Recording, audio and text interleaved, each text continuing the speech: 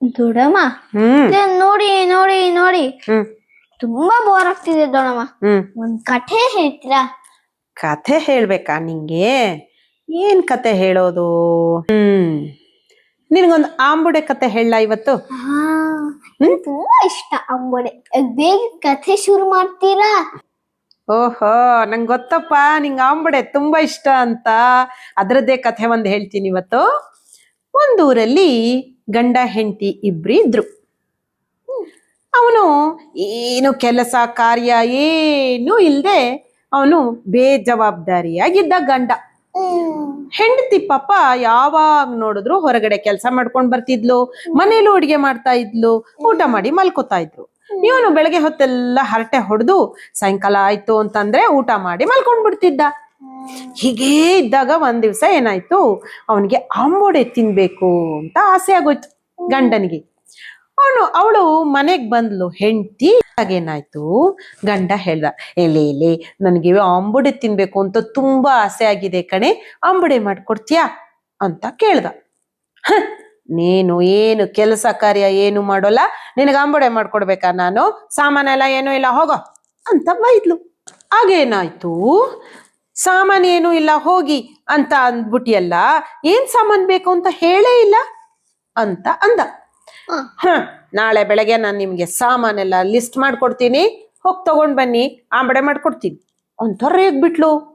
ರಾತ್ರಿ ಮಲಕ್ಕೊಂಡ್ರು, ಬೆಳಗ್ಗೆಗೆ ಲಿಸ್ಟ್ ಬರ್ದು ಕೊಟ್ಲು ಹೆಂಡತಿ. ಲಿಸ್ಟ್ ತಗೊಂಡ ಬೆಳಗ್ಗೆ ಎದ್ದವನು ಲಿಸ್ಟ್ ತಗೊಂಡು ಅಂಗಡಿಗೆ ಹೋದ. ಕೈಯಲ್ಲಿ ದುಡ್ಡಿಲ್ಲ, ಅವಳು ದುಡ್ಡು ಕೊಟ್ಟಿಲ್ಲ, ಮತ್ತೆ ಹೇಗ್ ಕೊಡ್ತಾರೆ ಅಂಗಡಿಯವರು?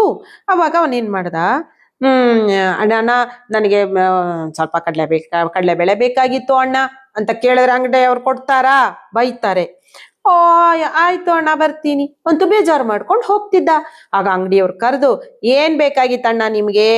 ಸ್ವಲ್ಪ ಕಡಲೆಬೇಳೆ ಬೇಕಾಗಿತ್ತು, ಒಂದು ಹಿಡಿ ಕಡಲೆಬೇಳೆ ಕೊಡಿ ಅಣ್ಣ ಅಂದ. ಹೀಗೆ ಒಂದೊಂದು ಅಂಗಡಿಗೂ ಹೋಗಿ ಆ ಎಣ್ಣೆ ಅಂಗಡಿಗೆ ಹೋದ. ಅವನ್ ಮೇಲ್ ಹೊದ್ಗೆನ ಎಣ್ಣೆ ಒಳಗ್ ಬೀಳಿಸ್ಬಿಟ್ಟ. ಹಾಗೆ ಎಣ್ಣೆ ಒಳಗ್ ಬಿದ್ದಿರೋ ಮೇಲ್ ಹೊದ್ಗೆ ತೆಗೆದು ಹಿಂಡಿ ಎಣ್ಣೆ ಮಾಡ್ಕೊಂಡು ಮನೆಗೆ ತಗೊಂಡ್ ಬಂದ. ಹೀಗೆ ಒಂದೊಂದು ಸಾಮಾನು ಒಂದೊಂದು ಅಂಗಡಿಯಿಂದ ಏನೋ ಪ್ಲಾನ್ ಮಾಡಿ ತಂದ. ಮನೆಗ್ ಬಂದ್ಲು, ಕೆಲ್ಸ ಎಲ್ಲ ಮುಗಿಸಿ ಮಧ್ಯಾಹ್ನ ಮನೆಗ್ ಬಂದ್ಲು ಹೆಂಡತಿ. ಸಾಮಾನೆಲ್ಲ ತಂದ್ರೇನ್ರಿ ಅಂತ ಜೋರ್ ಮಾಡಿದ್ಲು. ಆಗ ಗಂಡ ಹೇಳ್ದ, ಹ್ಞೂ ಕಣೆ, ನೀ ಕೇಳಿದ ಸಾಮಾನೆಲ್ಲ ತಂದಿದ್ದೀನಿ ಅಂತ ಜೋರ್ ಮಾಡ್ದ. ತಕ್ಷಣ ಇವಳು ಆಂಬೊಡೆ ಮಾಡೋಕೆ ಶುರು ಮಾಡಿದ್ಲು. ರಾತ್ರಿ 7:30 8 ಗಂಟೆಗೆ ಆಂಬೊಡೆ ಎಲ್ಲ ಮಾಡ್ತಾ ಇದ್ದಾಳೆ. ಮೊರದಲ್ಲಿ ಒಂದು ಬಳ್ಳ ಆಂಬೊಡೆ ಎಲ್ಲ ಹಾಕಿ ಹಾಕಿ ಇಡ್ತಾ ಇದ್ದಾಳೆ. 1 ಮೊರ ಇಟ್ಟಿದ್ದಾಳೆ, 2 ಮೊರ ಇಟ್ಟಿದ್ದಾಳೆ, 3 ಮೊರ ಇಟ್ಟಿದ್ದಾಳೆ. ಹಾಗೆ ಮೊರದು ಕಮ್ಮ ಅಂತ ವಾಸನೆ ಬರ್ತಿತ್ತು. ಇವನು ಗಂಡ ಏನ್ ಮಾಡ್ದ, ಹೊರಗಡೆಯಿಂದ ಬಂದ. ಲೇ ಒಂದೇ ಒಂದು ಆಂಬೊಡೆ ಕೊಡೆ ಅಂತ ಬಂದ. ತಕ್ಷಣ ಅವಳಂದು, ಏನೋ ಮಾಡಿ ಮುಗಿಸಿಲ್ಲ ಏನ್ರಿ ನೀವು, ಸುಮ್ನೆ ಬಂದು ತೊಂದರೆ ಮಾಡ್ತೀರಾ ಅಂತೂ ಬೈದ್ಲು. ತಕ್ಷಣ ಅವನು ಹೊರಗಡೆ ಹೋದ. ಅವಳೇನ್ ಮಾಡಿದ್ಲು, ಒಂದ್ ಆಂಬೊಡೆ ಮುರಿದ್ಬಿಟ್ಟು ಬಾಯಿಗೆ ಹಾಕೊಂಡ್ಲು. ಚೆನ್ನಾಗಿದೆಯೋ ಇಲ್ವೋ, ಉಪ್ಪು ಜಾಸ್ತಿನೋ ಏನೋ ಅಂತ ಒಂದ್ ತಿಂದ್ಲು.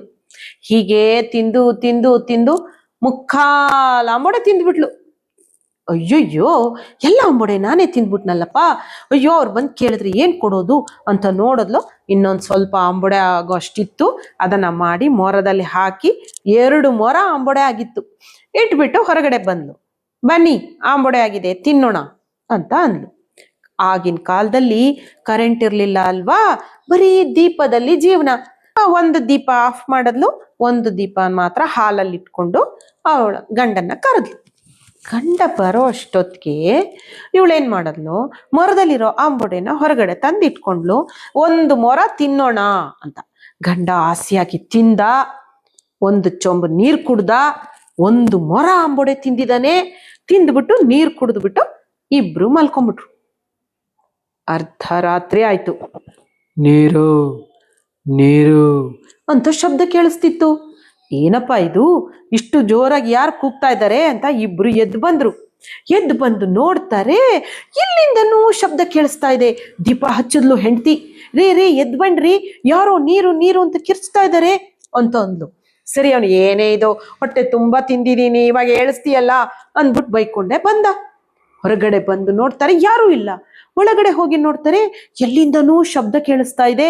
ನೋಡಿದ್ರ ಅಟ್ಟದ ಮೇಲಿಂದ ಕೇಳಿಸ್ತಾ ಇದೆ. 1 ಮೊರ ಆಂಬೊಡೆ ಇಲ್ಲವೇ ಇಲ್ಲ ಅಡಿಗೆ ಮನೆಯಲ್ಲಿ. ಇದೇನಪ್ಪ, 2 ಮೊರ ಆಂಬೊಡೆ ತಾನೇ ಇಟ್ಟಿದ್ದೆ, ಎಲ್ಲಿ ಒಂದು ಮೊರ ಆಂಬೊಡೆ ತಿಂದ್ವಿ, 1 ಮೊರ ಆಂಬೊಡೆ ಇಲ್ವಲ್ಲ ಅಂತ.